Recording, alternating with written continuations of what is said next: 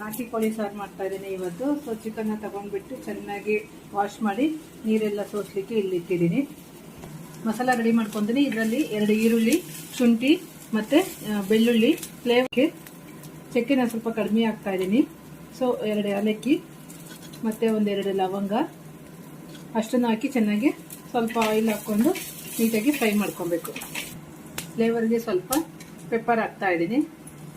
ಪೆಪ್ಪರನ್ನು ಅದ್ರ ಜೊತೆಲೇ ಹಾಕ್ಕೊಂಡು ನೀಟಾಗಿ ಫ್ರೈ ಮಾಡ್ಕೊಬೇಕು. ಇದಕ್ಕೆ ಕಟ್ ಮಾಡಿರೋ ಅಂಥದ್ದು ಚಿಕ್ಕದು ಟೊಮೆಟೊನ ಇದಕ್ಕೆ ಹಾಕ್ಕೊತಾ ಇದ್ದೀನಿ. ಚೆನ್ನಾಗಿ ಫ್ರೈ ಆಗಬೇಕು. ಮತ್ತು ಹಾಕ್ಕೊಂಡು ಆಯಿಲ್ ನೋಡಿ ಹಾಕ್ಕೊಳ್ಳಿ. ನಾಟಿ ಕೋಳಿ ಆಗಿರೋದ್ರಿಂದ ಅದರಲ್ಲೂ ಆಯಿಲ್ ಮತ್ತೆ ಬರುತ್ತೆ. ತುಂಬ ಆಯಿಲ್ ಆದರೆ ಮೇಲೆಲ್ಲ ತೇಲ್ತಾ ಇರುತ್ತೆ. ಆಯಿಲ್ ನೋಡ್ಬಿಟ್ಟು ಹಾಕ್ಕೊಳ್ಳಿ. ಸ್ವಲ್ಪ ಆಯಿಲ್ ಹಾಕ್ಕೊಂಡು ಇವಾಗ ನೀಟಾಗಿ ಚಿಕ್ಕದಾಗಿ ಕಟ್ ಮಾಡಿರೋ ಅಂಥ ಆನಿಯನ್ ಸೇರಿಸ್ಕೊಳ್ಳೋಣ. ಅದಕ್ಕೆ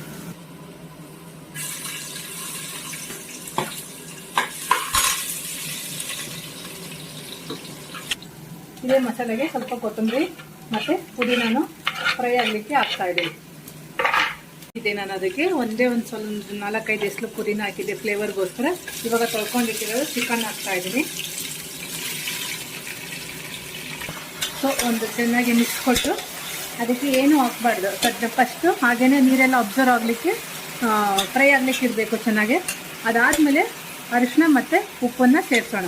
ಈ ಸದ್ಯಕ್ಕೆ ಹಾಗೇ ಆಯಿಲು ಮತ್ತು ಆನಿಯನ್ ಜೊತೆಗೇ ಫ್ರೈ ಆಗಲಿಕ್ಕೆ ಚಿಕನ್ನ ಬಿಡ್ತಾ ಇದ್ದೀನಿ. ಒಂದು ಚೆನ್ನಾಗಿ ಮಿಕ್ಸ್ ಕೊಟ್ಬಿಟ್ಟು ಹಾಗೆ ಸ್ವಲ್ಪ ಹೊತ್ತು ಬಿಟ್ಟರೆ ಇದರಲ್ಲಿರೋ ನೀರೆಲ್ಲ ಬರುತ್ತೆ. ಆಗ ತೋರಿಸ್ತೀವಿ. ಸೊ ಇದಕ್ಕೆ 1 ಸ್ಪೂನ್ ಹುರಿಗಡಲೆ ಸೇರಿಸ್ತಾ ಇದ್ದೀನಿ. ಜಸ್ಟ್ ಅದು ಗ್ರೇವಿ ತಿಕ್ನೆಸ್ಗೋಸ್ಕರ ಹುರಿಗಡಲೆ ಹಾಕೋದು. ಇದನ್ನು ಹಾಕಿ ಇದ್ರ ಜೊತೆಲೇ ಫ್ರೈ ಮಾಡ್ಕೊತಾ ಇದ್ದೀನಿ. ಇದಕ್ಕೆ ಇವಾಗ ಕಲ್ಲುಪ್ಪು ನಾನು ಉಪ್ಪು ಸೇರಿಸ್ಕೊತಾ ಇದ್ದೀನಿ. ಉಪ್ಪು ನಿಮಗೆ ಎಷ್ಟು ಬೇಕೋ ಇವಾಗೆ ಹಾಕ್ಕೊಬೋದು, ಇಲ್ಲ ಆಮೇಲೆ ಮಸಾಲೆ ಎಲ್ಲ ಹಾಕಿದ್ಮೇಲೆ ಗ್ರೇವಿ ನೋಡ್ಕೊಂಡು ಅದನ್ನು ನೀವು ಹಾಕ್ಬೋದು. ನಾನು ಇವಾಗ ಎಷ್ಟು ಬೇಕೋ ಅಷ್ಟು ಸಾಕಾಗೋವಷ್ಟು ಉಪ್ಪು ಹಾಕಿದ್ದೀನಿ. 2 ಸ್ಪೂನು ಅರಿಶಿನ ಪುಡಿ ಸೇರಿಸ್ಕೊತಾ ಇದ್ದೀನಿ. ನೀಟಾಗಿ ಮಿಕ್ಸ್ ಮಾಡ್ಕೊಳ್ಳೋಣ. ಇವಾಗ ಚಿಕನ್ನಲ್ಲಿ ನೀರೆಲ್ಲ ಕಂಪ್ಲೀಟಾಗಿ ಅಬ್ಸರ್ವ್ ಆಗಿದೆ ನೋಡಿ. ಚಿಕನ್ ಎಲ್ಲ ನೀರು ಬಿಟ್ಟು ಅಬ್ಸರ್ವ್ ಮಾಡ್ಕೊಂಬಿಟ್ಟು ಆಯಿಲ್ ಬಿಟ್ಕೊಂಡಿದೆ. ಇವಾಗ ಈ ಟೈಮಲ್ಲಿ ನಾವು ಏನು ಮಸಾಲೆ ಎಲ್ಲ ಫ್ರೈ ಮಾಡಿ ಇಟ್ಕೊಂಡಿದ್ವಲ್ಲ ಕರೆಕ್ಟಾಗಿ ಈ ಥರ ತುಂಬ ಸಾಫ್ಟಾಗಿ ಒಂದು ಪೇಸ್ಟ್ ಮಾಡ್ಕೊಂಡಿದ್ದೀನಿ. ಸೊ ಈ ರುಬ್ಬಿರೋಂಥ ಮಸಾಲನ ಚಿಕನ್ಗೆ ಹಾಕ್ಕೊತಾ ಇದೆ. ಸೊ ಇವಾಗ ಒಂದು ಚೆನ್ನಾಗಿ ಮಿಕ್ಸ್ ಕೊಡೋಣ. ಸೊ ಇಲ್ಲಿ ಮತ್ತೆ ಮಸಾಲ ರೆಡಿ ಮಾಡ್ಕೊತಾ ಇದ್ದೀನಿ. ಸ್ವಲ್ಪ ತೆಂಗಿನಕಾಯಿ ನಿಮಗೆ ನೋಡಿಕೊಂಡು ಎಷ್ಟು ಗ್ರೇವಿ ಥಿಕ್ನೆಸ್ ಬೇಕೋ ನೋಡಿ ಹಾಕ್ಕೊಳ್ಳಿ ತೆಂಗಿನಕಾಯಿ. ಸೊ 2 ಸ್ಪೂನ್ ಧನಿಯಾ ಇದೆ, ಧನಿಯಾ ಪೌಡ್ರು. ಮತ್ತು ಇದು 4 ಸ್ಪೂನು ಅಚ್ಕಾರದ ಪುಡಿ ಹಾಕ್ಕೊತಾ ಇದ್ದೀನಿ. ಇದು ರುಬ್ಕೊಬೇಕು. ಇವಾಗ ಸ್ವಲ್ಪ ನೀರು ಸೇರಿಸ್ಕೊಂಡು ಇವಾಗ ಚೆನ್ನಾಗಿ ರುಬ್ಕೊಳ್ಳೋಣ. ಸೊ ಫಸ್ಟ್ ಹಾಕಿರೋಂಥ ಮಸಾಲೆ ಎಲ್ಲ ಚೆನ್ನಾಗಿ ಫ್ರೈ ಆಗಿದೆ.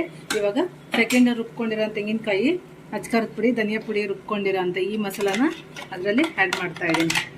ಸೊ ಇವಾಗ ನೀಟಾಗಿ ಒಂದು ಮಿಕ್ಸ್ ಮಾಡೋಣ. ನೋಡಿಕೊಂಡು ನೀರನ್ನು ಹಾಕ್ಕೊಬೇಕಾಗುತ್ತೆ. ನಿಮ್ಗೆ ಎಷ್ಟು ಗ್ರೇವಿ ಹೇಗೆ ಬೇಕೋ, ತಿಕ್ನೆಸ್ ಬೇಕು. ಸೊ ನಾಟಿ ಕೋಳಿ ಸಾರು ಅಂದರೆ ತುಂಬ ಗಟ್ಟಿಗಿದ್ರೆ ಚೆನ್ನಾಗಿರಲ್ಲ, ತೆಳ್ಳಗಿದ್ರೆ ಮುದ್ದೆ ಅನ್ನ ಎಲ್ಲ ತಿನ್ನೋ ಥರ ಇದ್ರೇ ಅದ್ರ ಟೇಸ್ಟ್ ತುಂಬ ಚೆನ್ನಾಗಿರುತ್ತೆ ಫ್ರೆಂಡ್ಸ್. ಸೊ ಹಾಗೇ ಮಾಡ್ಕೊಳ್ಳಿ. ಓಕೆ ಫ್ರೆಂಡ್ಸ್, ನಾನಿವಾಗ ಈ ಕನ್ಸಿಸ್ಟೆನ್ಸಿಗೆ ಮಾಡ್ಕೊಂಡಿದ್ದೀನಿ. ಅದು ಬಿಕಾಸ್ ಬೇಯಬೇಕು ಚೆನ್ನಾಗಿ. ಬೆಂದರೆ ಇನ್ನು ಸ್ವಲ್ಪ ಗಟ್ಟಿ ಬರುತ್ತೆ. ಸೊ ಅದಕ್ಕೆ ಇಷ್ಟು ನೀರು ನಾನು ಹಾಕ್ಕೊಂಡಿದ್ದೀನಿ. ನಿಮಗೆ ಹೇಗೆ ಇಷ್ಟನೋ ಹಾಗೆ ಕನ್ಸಿಸ್ಟೆನ್ಸಿ ನೋಡಿ ನೀರು ಹಾಕ್ಕೊಳ್ಳಿ. ಈಗ ಕುಕ್ಕರ್ ಲಿಡ್ಡನ್ನ ಕ್ಲೋಸ್ ಮಾಡಿ ನಾಟಿ ಕೋಳಿ ಆಗಿರೋದ್ರಿಂದ 3-4 ವಿಷಲ್ ಬರಬೇಕಾಗುತ್ತೆ. ಸೊ ಇವಾಗ ಚೆನ್ನಾಗಿ ಬೇಯಲಿಕ್ಕೆ ಇಡೋಣ. ಕಂಪ್ಲೀಟಾಗಿ 4 ವಿಷಲ್ ಆಗಿದೆ. ಕಂಪ್ಲೀಟ್ ಪ್ರೆಷರ್ ಸಹ ಹೋಗಿದೆ ಫ್ರೆಂಡ್ಸ್. ಇವಾಗ ನಾನು ಕುಕ್ಕರ್ ಲಿಡ್ನ ಓಪನ್ ಮಾಡ್ತಾ ಇದ್ದೀನಿ. ನೋಡಿ ಎಷ್ಟು ಕಲರ್ಫುಲ್ಲಾಗಿ ಹೇಗೆ ಬಂದಿದೆ ಸಾಂಬಾರು. ಸ್ಮೆಲ್ಲು ತುಂಬ ಸಖತ್ತಾಗಿ ನಾಟಿ ಸ್ಟೈಲಾಗೆ ಬಂದಿದೆ. ಸೂಪರಾಗಿದೆ. ಈ ಕನ್ಸಿಸ್ಟೆನ್ಸಿನೇ ನನಗೆ ಬೇಕಾಗಿದ್ದು. ಪರ್ಫೆಕ್ಟ್ ಆಗಿದೆ ಇವಾಗ.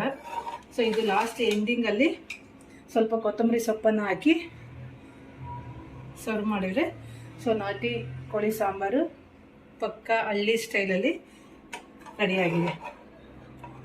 ಇದು ಕಂಪ್ಲೀಟಾಗಿ ಸರ್ವ್ ಮಾಡಲಿಕ್ಕೆ ಲಂಚ್ ರೆಡಿಯಾಗಿದೆ. ಇದು ಇವತ್ತು ನಮ್ಮ ಮನೆಯ ಭಾನುವಾರದ ಸ್ಪೆಷಲ್ ಆಗಿತ್ತು ಫ್ರೆಂಡ್ಸ್. ಓಕೆ, ನೀವು ಟ್ರೈ ಮಾಡಿ ಕಮೆಂಟ್ ಮಾಡಿ ಹೇಗಿತ್ತು ಅಂತ ಕಮೆಂಟ್ ಮೂಲಕ ತಿಳಿಸಿ. ಓಕೆ, ಬಾಯ್.